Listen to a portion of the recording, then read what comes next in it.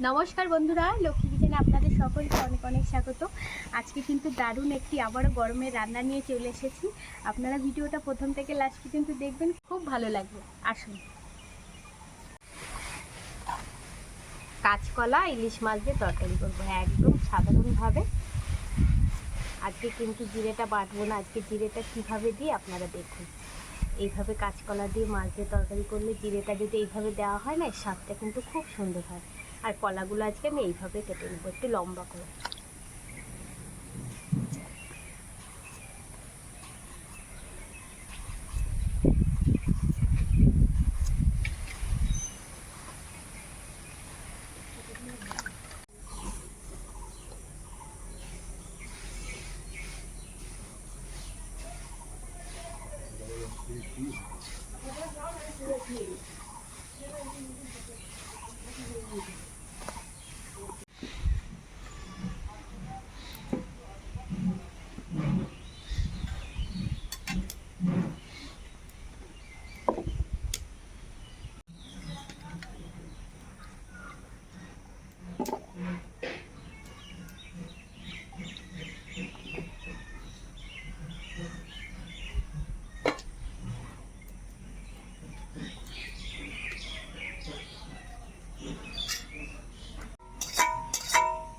কড়াই গরম হয়ে গেছে, খালি খোলায় কটা গোটা জিরে ভেজে নেব।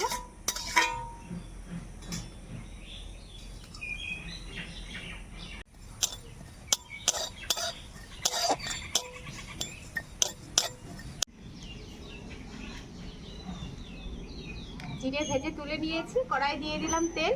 এবার মাছটা ভেজে নেব।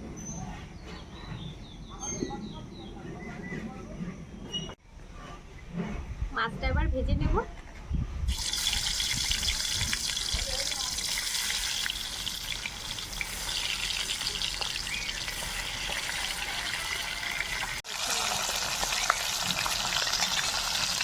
মাছটা খুব সুন্দর, যখনই ধুচ্ছিলাম খুব সুন্দর কিন্তু গন্ধ বেরোচ্ছিল। আর এই যে তেলের উপর দিয়েছি, তাতে করে দারুণ গন্ধ আসছে।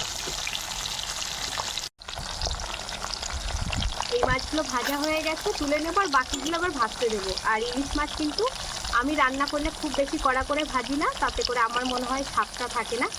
ভাজা খেলে একটু কড়া করে ভাজলে সেটা ভালো লাগে। একদম হালকা করে ভেজে নিয়েছি, এবার এগুলো সব তুলে নেব।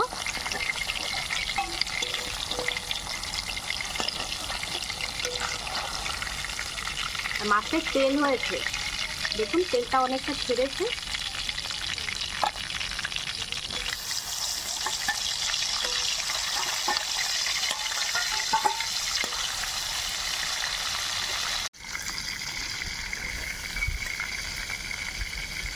কড়াইতে তেল রয়েছে, এই তেলেই আমি ফোড়ন দিয়ে দেবো। শুধুমাত্র রাঁধুনি আর কটা গোটা জিরে দিয়ে দেবো।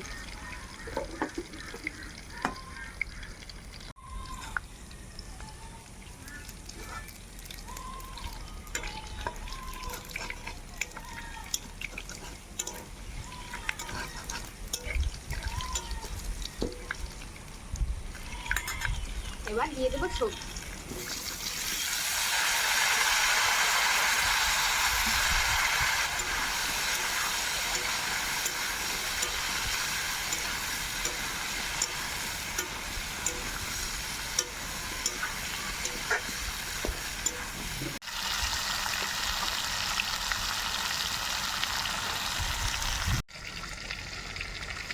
ভাজা জিরেটা গুঁড়ো করে নিলাম, আর একটু আদা, একটু কাঁচা লঙ্কা এবার বেটে নেব।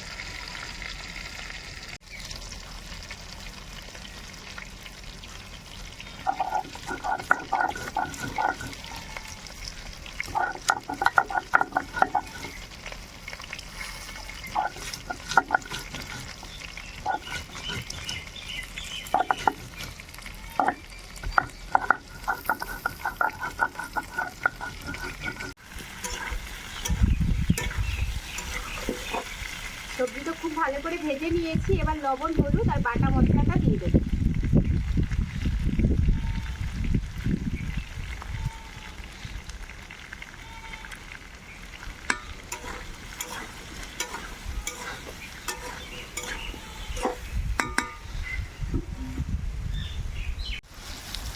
কাঁচা লঙ্কা আর আদা বাটা।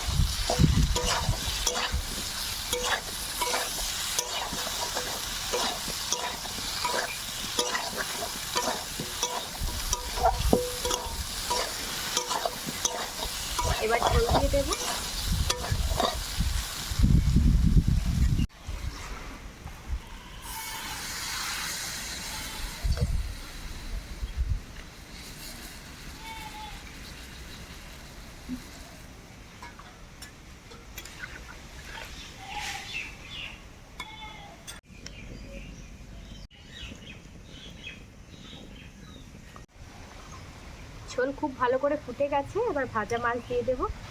আর সবজিও কিন্তু অনেকটা সিদ্ধ হয়ে গেছে, তাই দেখুন কলাটা তো সিদ্ধই হয়ে গেছে, তার সঙ্গে আলুও সিদ্ধ হয়ে গেছে।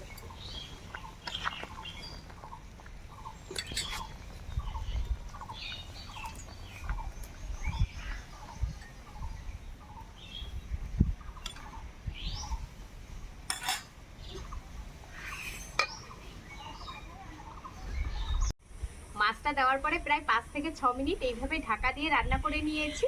এবার ঢাকনাটা খুলি। দেখুন তরকারির কালারটা কি সুন্দর হয়েছে। কেউ বলবে যে কলা দিয়ে তরকারি করেছি, একদম কাঁচা হলুদের মতো কালার হয়েছে। এবার এর মধ্যে দিয়ে দেবো যে ভেজে রেখেছিলাম আগে থেকে গোটা জিরেটা, পরে যে গুঁড়ো করে নিয়েছি এই জিরেটা।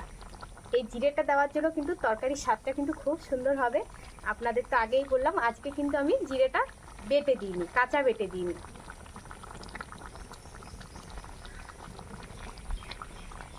গরমের দিনে এরকম হালকা পাতলা তরকারি কিন্তু খুব সুন্দর, খেতেও ভালো লাগবে আর শরীরও সুস্থ থাকবে।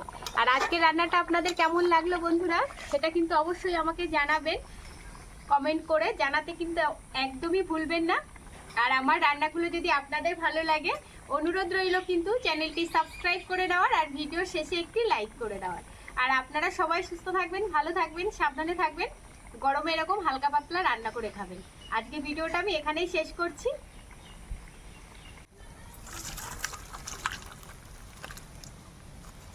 কি সুন্দর ইলিশ মাছের গন্ধ আসছে।